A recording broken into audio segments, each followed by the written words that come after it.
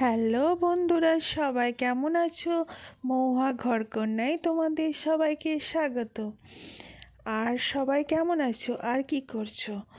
আজকে আমি আমার শ্বশুরবাড়ির কাছে শ্বশুরবাড়িদের একটা পুকুর আছে, সেখানে একটা দিঘি, সেখানে বিশাল বিশাল মাছ হয়। এই ফার্স্টবার এই মাছ চাষ হয়েছে, এই মাসে চারা ফেলেছিল হয়তো মাছগুলোর, ছোট ছোট মাছ। সে মাছ, বাটা মাছ সে নিয়ে এসে অনেক মাছগুলো, তো কিছু মাছ আমি বেছে সেটাকে ভাজার জন্য মাখাচ্ছি। কিন্তু অনেকে অনেক রকমভাবেই মাখায়, অনেকভাবে ভাজে। আমি এটা অন্যভাবে ভেজেছি। এইভাবে ভেজে কড়া করে খাবে, একটু লালচাভাবে, কিন্তু হেভি টেস্ট। এটা এমনি শুধু মুখে খাওয়া যাবে বা এরকমই খাওয়া যাবে, খুবই খুবই সুন্দর লাগে। হ্যাঁ, এরকম মাছ ভাজে সবাই হালকা হালকা কালার করে লালচাভাবে, কিন্তু এটা একটু কড়া করে ভাজতে হবে।